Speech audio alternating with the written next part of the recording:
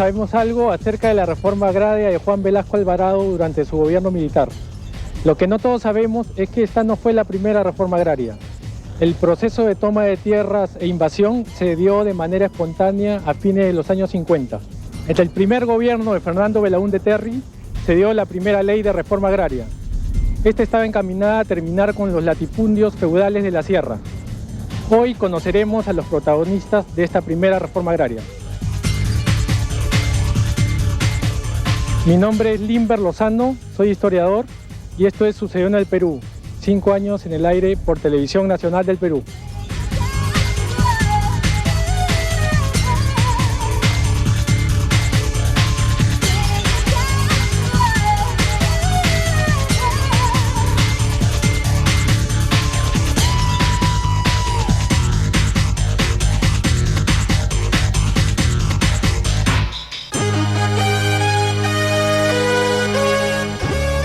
A mí me parece que el Perú tiene como uno de los elementos fundamentales del cambio, no solamente la migración, sino esa gigantesca rebelión campesina de los años 64-65, que han modificado la configuración general de la lucha social y política en el país.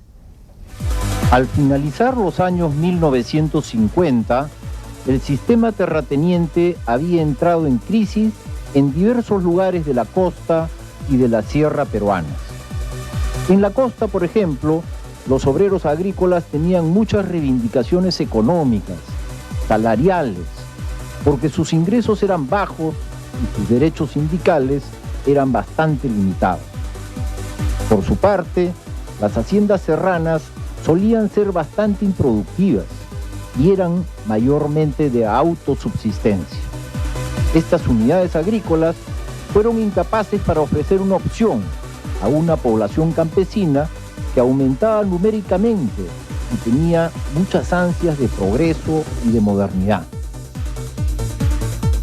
La carretera panamericana se terminó de construir durante los años 30, cuando el mariscal Benavides era presidente. Luego se sucedieron un conjunto de pequeñas carreteras y caminos que vinculaban los pueblos del interior con la nueva carretera nacional que llevaba a Lima. A partir de ese momento empezó a crecer una gran migración campo-ciudad que motivó a muchos campesinos a dejar su tierra natal y mudarse a las ciudades del litoral, principalmente a la capital. Mientras tanto, a partir de los años 40, los campesinos que se quedaron en sus tierras empezaron a rebelarse. Se formaron sindicatos que realizaban huelgas y también hubo ocupaciones de tierras. Plantaban los campesinos banderas peruanas y resistían todo esfuerzo por desalojarlos. Hay las invasiones de tierras, es la manera que se decía en Lima, los campesinos llaman las recuperaciones de tierras, de haciendas, y tenían razón, y sorprende el fenómeno a todo el mundo, a la clase política, a todo el mundo, izquierda, derecha. ¿Qué año todo. era? Esto es 1963 y se acrecienta el 64 muy fuerte, muy fuerte. Se discute en el Congreso, no se sabe qué hacer con esto, gobierna Fernando Belaúnde Terry, hay una ley de reforma agraria en marcha, hay una gran confusión, ¿qué hacer? Hay que decir, porque para situarlo, son 8 departamentos que están implicados, es un fenómeno social que va a implicar 1,5 millones de campesinos, es el más vasto movimiento espontáneo de masas de la historia del Perú desde Tupac Amaru.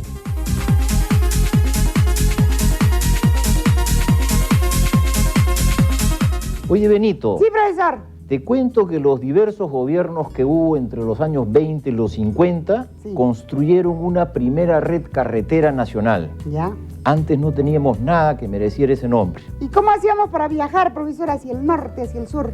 Por ejemplo, en la costa no existía la carretera panamericana. Si uno quería viajar dentro de la costa, tomaba un barco y en cada valle había un puerto que te dejaba y te permitía marchar al interior. Eso salía carísimo, profesor.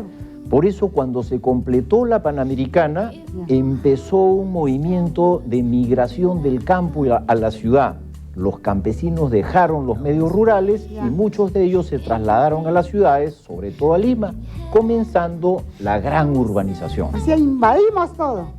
Bueno, efectivamente, como dices tú, por tu gorrito, aquí estás representando a esos llamados invasores que son los campesinos que vinieron a poblar las ciudades. ¡Que viva la estera!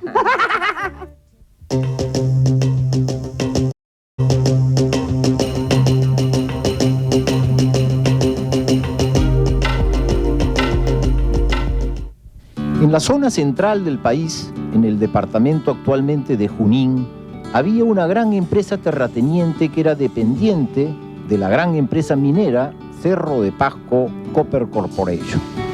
Esta era una ganadera que se había extendido enormemente, concentrando tierras que habían sido propiedad de antiguas haciendas y también tierras provenientes de comunidades campesinas.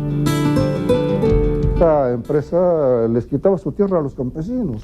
Tenía una gran concentración de tierras, era la empresa ganadera más grande del Perú, ¿no? Exactamente, numerosas haciendas secundarias que también afluían a este propósito de la empresa minera de tener una ganadería, o sea, explotar el subsuelo y explotar también la superficie. Pero en esto de explotar la superficie les quitaba sus tierras a las comunidades campesinas que, como vieron que le daba yo amplia acogida y cobertura a los trabajadores mineros, se acercaron también al municipio y les di el mismo tratamiento de apoyo, de solidaridad. Entonces, obreros y campesinos empiezan a reunirse en el municipio y se acuerda inclusive que la única manera de recuperar sus tierras es volviendo a poseerlas. Y se gesta la recuperación de tierras de la comunidad de Rancas. Eso ocurrió el día 1 de mayo de 1962. Por ello, los comuneros de Rancas iniciaron una revuelta contra la ganadera de la Cerro de Pasco, que se extendió finalmente por todo el departamento de Junín y quedó retratada en un conjunto de novelas que publicó Manuel Escorza. Esta novela relata los preparativos de los campesinos para recuperar sus tierras y fue el primer alarido de los campesinos. Digo alarido porque hablaban con muchos heridos, porque la policía fue y los masacró también. Y por eso que ese año y el año siguiente, 1963, que fue un año electoral, cuando llegaban los candidatos presidenciales a Cerro de Pasco, recuerdo mucho, por ejemplo, de Belaúnde Terry, que decía: aquí están las tumbas prematuramente abiertas de los campesinos. ¿Qué cosa hay que hacer? La reforma agraria. Mientras tanto, durante la rebelión campesina contra las grandes haciendas en el departamento de Junín, hubo también una reducción significativa de la producción minera y muchos trabajadores fueron despedidos. La inquietud social ganó las calles y el alcalde de aquel entonces renunció, por lo que el pueblo llevó al entonces maestro de escuela, Genaro Ledesma, al cargo de burgomaestre. Pero en una de estas marchas por las calles de Cerro, renuncia el alcalde de la ciudad porque el conflicto no solamente era obrero patronal, sino que se extendía a la población. Entonces el alcalde dijo: ¿qué hago yo en esta ciudad convulsionada por este despido masivo? Renunció y los trabajadores dijeron: renunció el alcalde, aquí está el alcalde. Y resulto yo siendo puesto por los trabajadores en el sillón municipal de Cerro de Pasco. Así empieza quizá mi carrera política en aquel lugar. Como alcalde de Cerro de Pasco le doy pues toda la cabida, toda la infraestructura del municipio a los trabajadores mineros. A continuación vienen los campesinos porque la empresa minera quería también dedicarse a la ganadería para la crianza de una raza fina de ovinos. Luego continuó la agitación laboral y el gobierno apresó a los dirigentes, incluyendo al flamante alcalde, encarcelándolos a todos en el frontón. Me detienen en el Cerro de Pasco y juntamente con otros políticos de izquierda nos llevan al CEPA, nos regresan del CEPA luego de permanecer más de un mes y se hace una nueva selección y nos envían al frontón. Yo recuerdo, por ejemplo, que en esta selección estaba Alfonso Barrantes, quien sería más tarde alcalde de Lima, Carlos Malpica, que sería senador de la República, estaba Jorge del Prado, que también asumió dicho cargo, y tantos otros políticos importantes. De allí saldría Ledesma, electo como congresista del periodo 1963-1968.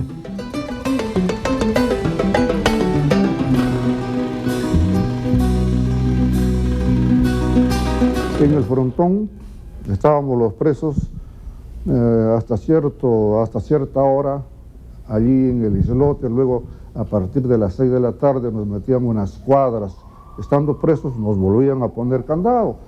Felizmente uno de los presos guardaba en su bolsillo una radio transistorizada, donde apenas escuchaban los resultados, por ejemplo, de la votación, que iba ganando Belaún de Terre, seguido de ella de la Torre, a veces por Odría, y así sucesivamente, hasta que en un momento esa transmisión dice flash, un preso del frontón salió elegido diputado. Dijimos, caramba, aquí tenemos entonces cerca algún diputado. Al día siguiente, cuando amanezca, lo buscaremos para felicitarlo. Y que resulta que al día siguiente la radio dio ya con más claridad, y los periódicos también, que ese diputado elegido en Cerro de Pasco era mi humilde persona. Resulté así elegido diputado. Y entonces, con ese cargo, pude salir en libertad y ingresar al Congreso de la República.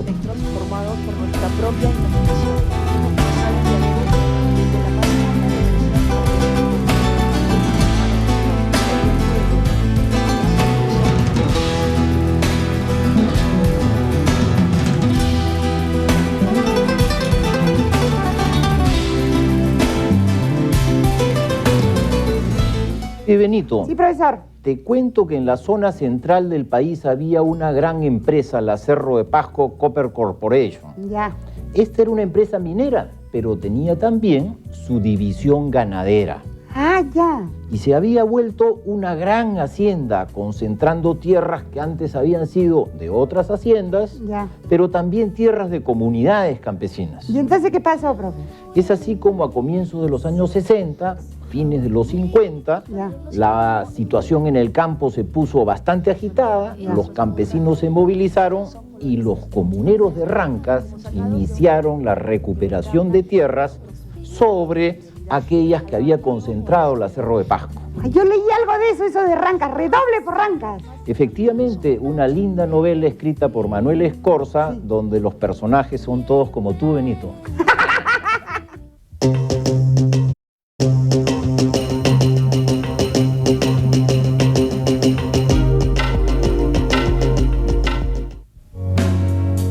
Por su parte, en el departamento del Cusco, el conflicto social campesino estalló en el Valle de la Convención, donde se sembraban productos tropicales comerciales, pero bajo un régimen social muy arcaico, muy primitivo, que se asemejaba al feudalismo colonial.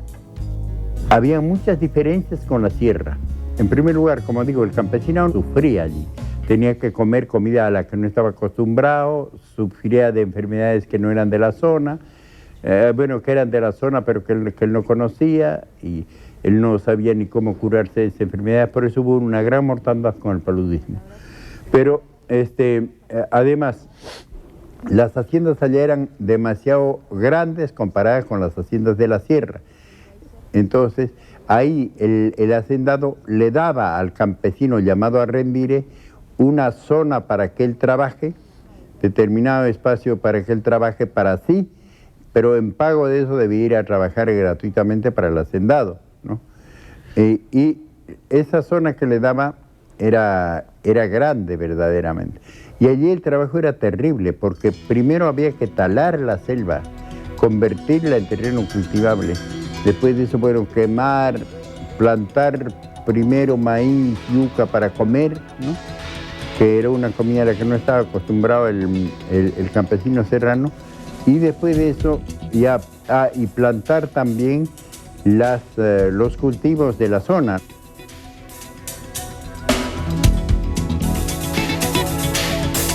Los campesinos organizaron sindicatos y fueron liderados por Hugo Blanco.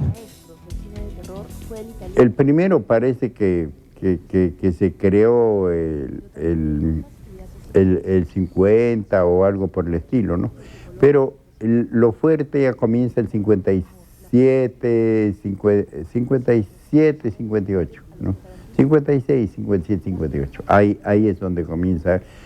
Bueno, al principio la federación se formó con 8 sindicatos, ¿no? El 58, creo.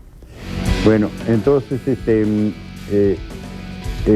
ahí luchaban, cada uno ponía a su abogado, los abogados discutían y llegaban a una cosa más o menos equilibrada. No se le excedía, por supuesto, todo lo que pedía el campesino. Se sucedió la ola de toma de tierras más extensa de la historia peruana. Ese era uno de los atropellos. Bueno, además los otros atropellos era que era excesivo el trabajo, que tenían que trabajar los varones, también las mujeres y los niños en la palla, en la cosecha. Además había hacendados que obligaban a que les vendan los productos a ellos y que le compren azúcar del hacendado para ambas cosas. Era él el que ponía el precio. Y había maltratos físicos, había cárceles en las haciendas, no había escuelas, no había postas sanitarias, nada, ¿no? Bueno, además las violaciones a las campesinas, los maltratos físicos, etc. Finalmente, Blanco fue atrapado por la policía y llevado a un juicio, pero evitó la condena a muerte que había reclamado el fiscal. Blanco estaba preso en Arequipa, con una acusación del fiscal para una pena de muerte. En el Perú había pena de muerte. Y este libro, por el abogado, que no recuerdo, pero se preguntarás a Blanco, sirvió de argumento para salvarlo. Y siempre Blanco lo ha reconocido. ¿Por qué? Porque el libro mostraba que las invasiones del blanquismo, del ejemplo del Valle de la Convención, se hicieran sin que él estuviera presente. Y era el espíritu de Blanco, el espíritu de Chaupimayo, diría él, ¿no es cierto? Condenado a penitenciaría, Blanco vio desde prisión cómo el mismo gobierno puso en marcha una reforma agraria avanzada en sus propósitos de concederle la tierra al campesino, aunque reducida exclusivamente al Valle de la Convención. El régimen comprendió, ya era un régimen militar, no recuerdo si Pérez Godoy o Lindley, ya era un régimen militar. Entonces ellos pensaron, si estos indios se han levantado en armas cuando estamos comenzando la represión, ¿cómo ha de ser cuando les obliguemos a ellos a que vuelvan a trabajar para los hacendados cuando ya están desacostumbrados de trabajar para los hacendados? Esto se va a incendiar. Entonces, más bien lo que podemos hacer es hacer la reforma agraria, pero solamente para esta zona. Entonces, sacar una ley para la zona, solamente para la zona de la Convención Hilares de reforma agraria, donde, bueno, en líneas generales decía lo que nosotros habíamos, menos de lo que nosotros habíamos hecho, porque decía que sí, que un mínimo inafectable debe quedar para los hacendados, etcétera, etcétera. Entonces, con esa ley de reforma agraria lograron pacificar la zona. Esa reforma agraria en la Convención que aplicó el entonces coronel Gallegos fue una experiencia piloto de la posterior Ley de Reforma Agraria dictada por Juan Velasco Alvarado. Había comenzado a sonar aquello de campesino, el patrón ya no comerá más de tu pobreza. Blanco señala y demuestra que los sindicatos son efectivos, que pueden tomar las tierras de las haciendas en el Valle de la Convención. Lo toman preso y se expande en el resto del mundo andino, en la zona tradicional.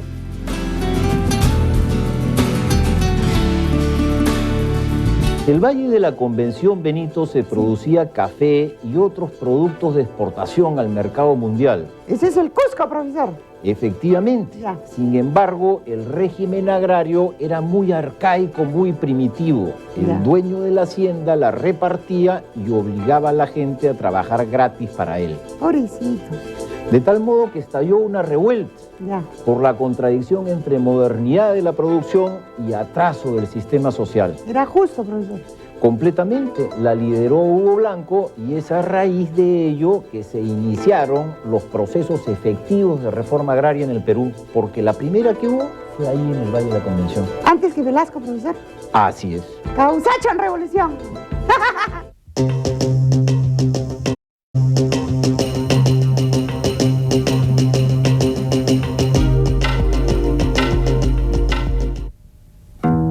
Luego de la prisión de Hugo Blanco, el movimiento de reivindicación campesina en el Cusco se extendió por la parte serrana del departamento.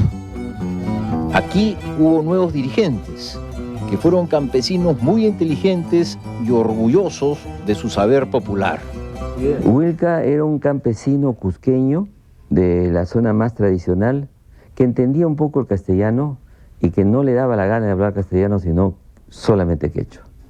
Ahora bien, Huilca descubre la ventaja del sindicato de manera espontánea y crea sindicatos en toda la zona andina tradicional que proliferan. El sindicato significaba entrar en huelga o ocupar las tierras de las haciendas. Entonces Huilca es un personaje inmenso, es un personaje de una inteligencia y de una honestidad increíble, un hombre muy simpático, y yo siempre he pensado que si Huilca hubiera sido hindú o chino o japonés, hubiera sido físico nuclear, hubiera sido una eminencia porque era un hombre extraordinariamente dotado.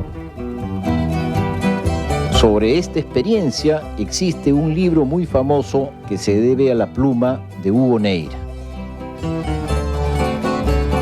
Yo tuve una manera de tratarlo de igual a igual, de amigo a amigo, y cuando gané el premio de Casa de las Américas, quiero contarlo, en Cuba, renuncié al premio, y se armó un bolondrón en la embajada cubana, pero no se renuncia a un premio en la casa. Renuncié a los $3.000 de premio, se los daba a Huilca, e insistí que no iba a Cuba a recibir el premio si no era acompañado por Huilca, que creó un problema.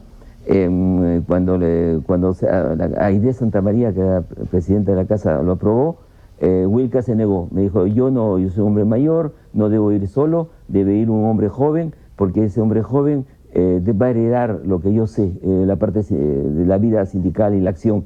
Y entonces además se acompañó de otro, que era su traductor, Fausto Cornejo. Se armó una comitiva. Entonces, los cubanos al final, Aide Santa María dijo, no, ya es mucho pasaje, ¿qué es esto? No es corriente que venga un ganador del premio de la Casa de América acompañado. Y entonces en la reunión estaba Fidel Castro. Y Castro dijo, ¿qué pasa? ¿Qué pasa, chica? Un campesino revolucionario que toma haciendas. Ah, pues que venga. Vinimos los tres. ¿Y saben quién fue el presidente de la delegación? Huilca.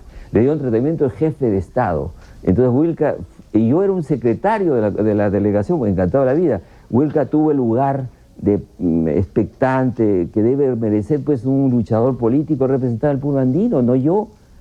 Entonces yo me exoneré, no me atribuí esa situación. Y Huilca se comportó absolutamente como un jefe de Estado. Tenía, por ejemplo, se ponía en La Habana, que hace tanto calor, se ponía su poncho cusqueño. Y entonces, en un momento determinado, era el gobierno de Velasco, el embajador del Perú, nos invitó a la embajada y para un cóctel de homenaje a Huilca, ¿no? Y entonces, en lo de la delegación peruana, peruanos que estaban ahí, estudiantes, comenzaron a rajar, ¿no? ¿Qué es esto de vestirse como cusqueño en La Habana? Es un carnaval, Neira lo manipula. Se lo conté a Huilca, entonces Huilca tomó el micro. Era un extraordinario orador. Pregúntale a Hugo Blanco, que es mi amigo, ¿no? Pregunta al Cusco cómo era Huilca, ¿no? Le tienen gran cariño y respeto a los cusqueños. Y entonces coge el micro. Dijo, yo me he visto así. Están preguntando por qué me he visto así, porque un cusqueño se viste así cuando tiene algo importante que hacer. Por ejemplo, ir a la iglesia. Yo no voy a la iglesia. Yo me vestí así cuando me casé con mi mujer, monógamo, puritano, austero. Y para mí, estar en Cuba es un día de fiesta. Para mí, Cuba cada día es un día de fiesta. Entonces, por eso es que estoy vestido así, de indio de fiesta. ¿Y qué hacen ustedes aquí, en La Habana, mamando de la sube de la Revolución Cubana, a la delegación de peruanos que estaban ahí, que eran como 20? ¿Por qué no vuelven a su país a servirlos si han aprendido cosas? Oye, fue impresionante. Entonces, era un espontáneo líder.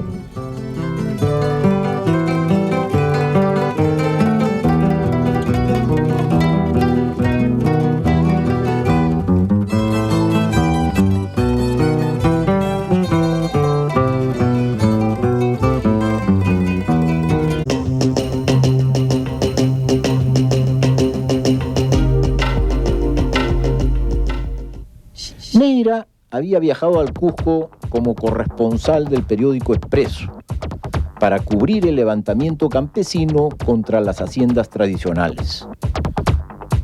¿Cómo cubrimos esto del punto de vista veraz? ¿Qué está pasando en el Cusco? Los corresponsales no son suficientes. En esa mesa hay unos jóvenes periodistas como Raúl Vargas y Abelardo Oquendo y Hugo Neira, y decide enviar... ¿Qué edad tenías? Yo tenía 26 años. Salía de San Marcos, había tenido como maestro a Raúl Porras en el campo de la historia y a José María Arguedas y Matos Mar. Y entonces tenía una formación de campo, de antropología, que había tomado cursos, la currícula era mucho más flexible, y entonces tenía la formación suficiente para tratar de comprender qué pasaba, y me envía.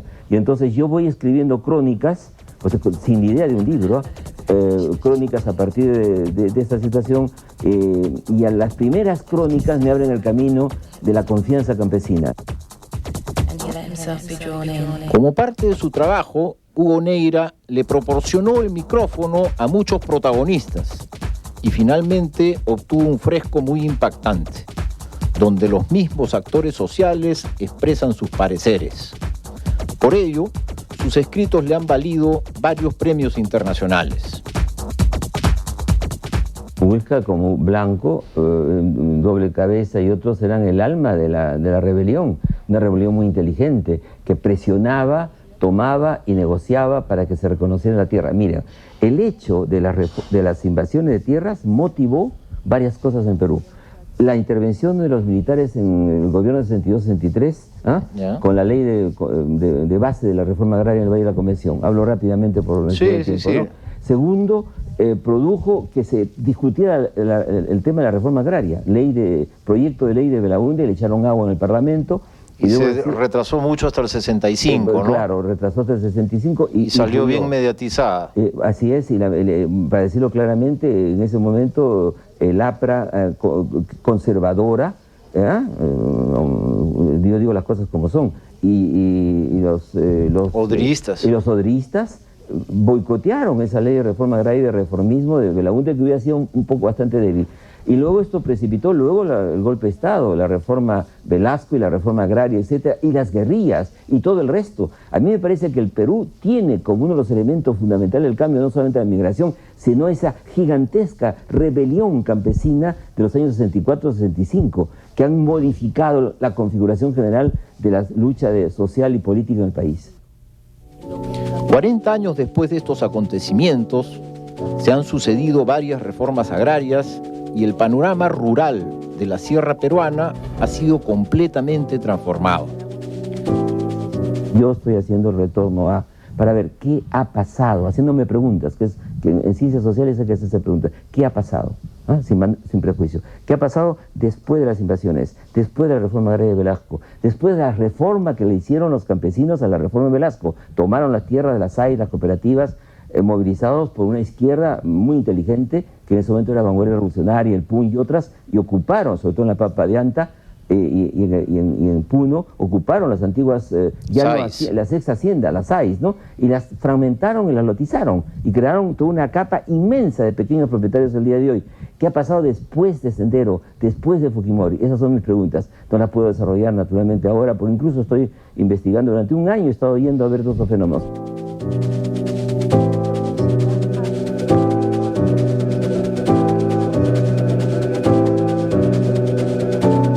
Hugo Neira ha visitado últimamente la zona y piensa que finalmente, después de tantos enfrentamientos sociales, se ha logrado constituir una capa enorme de pequeños propietarios agrícolas, modernos,